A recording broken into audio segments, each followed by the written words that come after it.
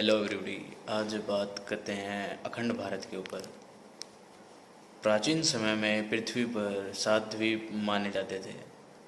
जम्बू, पलक्ष, शाल्मली, कुश, पुष्कर, शाक और क्रौंच। और इन सातों द्वीपों से मिलकर ही पृथ्वी का मानचित्र तैयार होता था।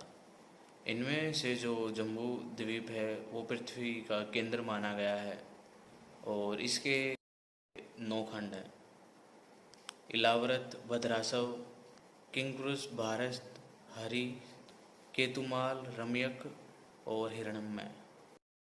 और अब इसमें जो भारतवर्ष है इसके भी 9 खंड हुआ करते थे: इंद्रद्वीप, कशेरु, तमरपन, गबस्तिमान, नागद्वीप, सौम्य, गंधर्व, वारुण और लास्ट है समुद्र से घिरा हुआ द्वीप।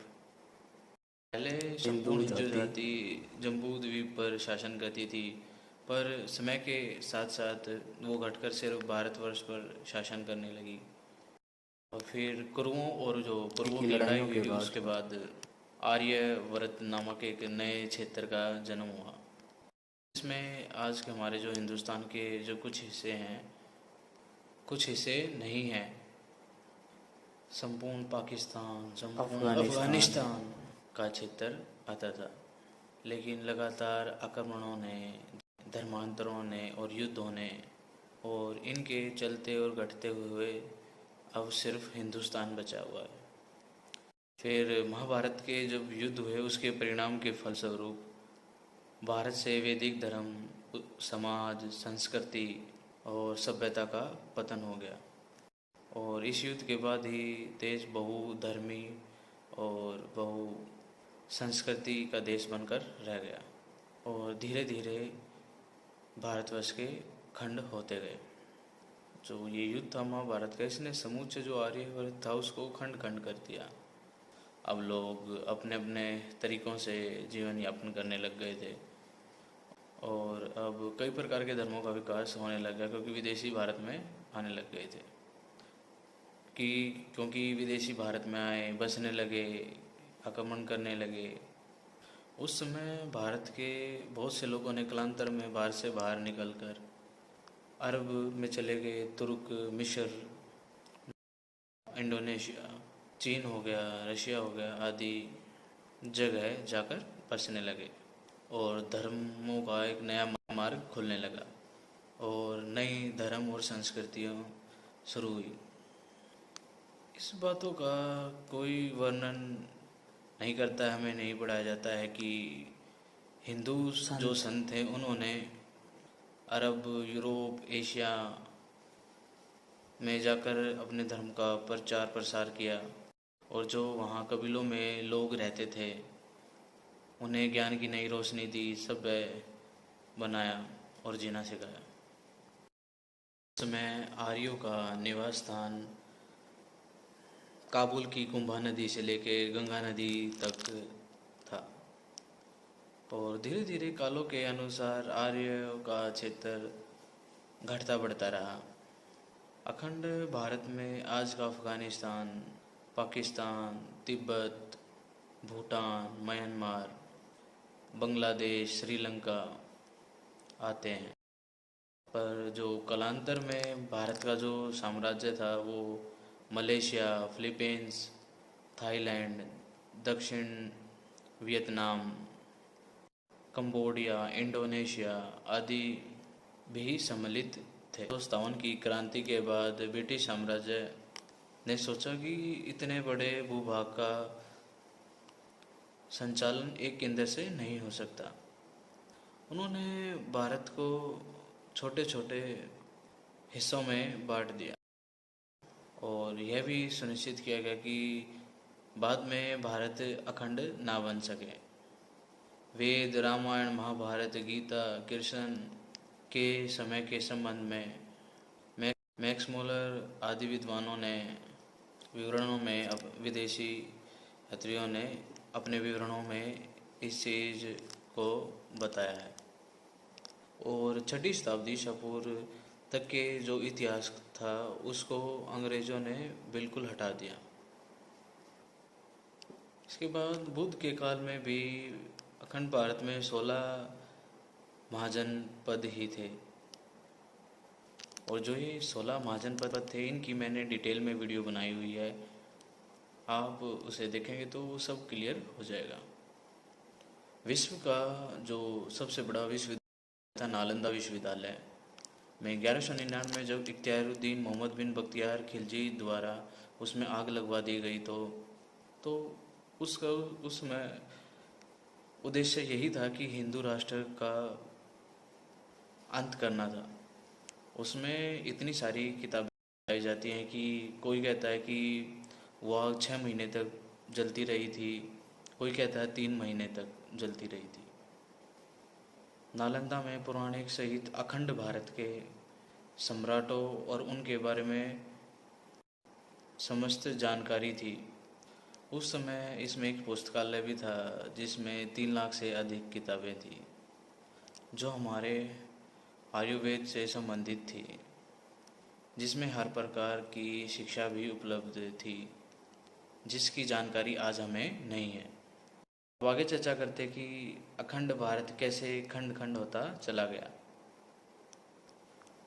ईरान जो पहले पारसी देश था वो आर्यों की ही एक शाखा ने ही स्थापित किया था। प्राचीन गांधार और कंबोज के कुछ हिस्सों को मिलाकर अफ़गानिस्तान बना था। यहाँ पे हिंदुसाई और पारसी लोगों का ही राज्य था, ईरान और अफ़गानिस्तान दोनों में। और जब सिकंदर ने यहाँ आज गया तो फारसी और यूनानियों का यहाँ पे राज्य स्थापित हो गया। फिर इसके बाद 7वीं शताब्दी यहाँ अरब और तुर्की मुसलमानों ने यहाँ पर आक्रमण करना शुरू किया।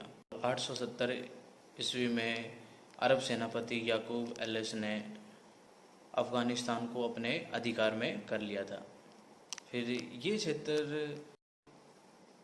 मुस्लिम शासकों उसके बाद ब्रिटिश साम्राज्य के अंदर आ गया।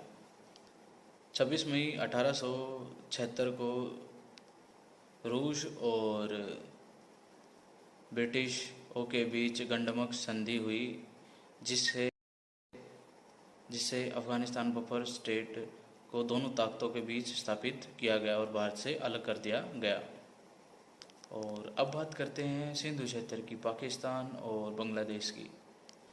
सिंधु क्षेत्र में 638 ईस्वी से लेके 711 ईस्वी तक 9 खलीफाओं ने 15 बार आक्रमण किया और अंततः जो राजा वहाँ का हिंदू शासक दाहिर था उसको मार दिया गया और इस क्षेत्र को इस्लामिक क्षेत्र घोषित कर दिया गया। और इसी तरह बलूचिस्तान, मुल्तान, पंजाब, कश्मीर पर आक्रमण करके इसका भी इस्लामीकरण कर दिया गया। इन जिन हिस्सों की मैंने अभी बात की है इनको मिला के पाकिस्तान का गठन किया गया। उस समय बंगाल के पूर्वी हिस्से को भी मिलाकर उसको पूर्वी पाकिस्तान कहा गया। इसके बाद 26 मार्च 1971 में पूर्वी पाकिस्तान यानी बांग्लादेश बना दिया गया और उसको पश्चिमी पाकिस्तान यानी पाकिस्तान से अलग कर दिया गया। पंजाब और अगर मुल्तान क्षेत्र की बात करें तो 977 ईस्वी में अल्पतकीन के दामाद सफुद्दीन के जो पुत्र था मोहम्मद गजनवी, बगदाद का खलीफा था जो उसके आदेश के अनुसार भारत के अन्य हिस्सों पर आक्रमण करना शुरू किया। उसने 1001 ईस्वी से 1026 ईस्वी तक भारत पर 17 आक्रमण किए। इस दौरान उसने भारत के हिंदुसाई राज्यों पर कब्जा किया और हिंदुओं को इस्लाम अपनाने पर मजबूर किया। इसके बाद जो वो भारत के 16 महाजनपदों में से एक था। यह क्षेत्र 321 ईस्वी में चंद्रगुप्त मौर्य के अधीन था। फिर 711 में मोहम्मद बिन कासिम का आक्रमण, फिर 11वीं सदी में महमूद गजनवी का आक्रमण और गजनवी के आक्रमण के बाद यहाँ के लोगों को जबरन इस्लाम कबूल करना पड़ा और जबरन इसे इस्लामिक राष्ट्र बनाया गया। 11 अगस्त 1947 को बलूचिस्तान आज़ाद होकर भारत से अलग कर दिया गया था। अब बात करते हैं नेपाल की।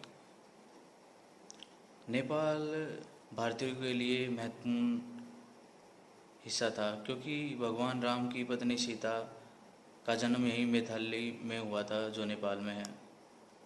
यहाँ पर कभी से ही हिंदू आर्य लोगों का ही शासन रहा।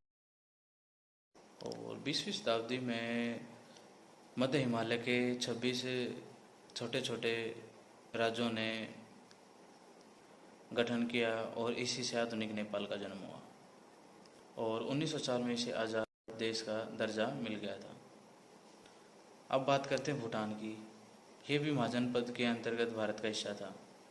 यहाँ वैदिक और बौद्ध मान्यताओं से संबंधित समाज रहते हैं। इसके अलावा तिब्बत भी भारत का कभी हिस्सा था। 1951 में इसे स्वतंत्र राज्य घोषित कर दिया गया। अब बात करते हैं म्यांमार की। इसे बर्मा भी कहा जाता है। यह प्राचीन काल से ही भारत का एक उपनिवेश रहा है और 1935 में ब्रिटिशों ने इसे भारत से अलग कर दिया और 1948 में इसके बाद श्रीलंका को आज़ादी मिल गई। दूसरे विश्व युद्ध के बाद ही इसको अलग कर दिया था ब्रिटिशों द्वारा। इसी प्रकार ब्रिटिशों ने अखंड भारत को कई भागों में बांटकर इस पर शासन किया।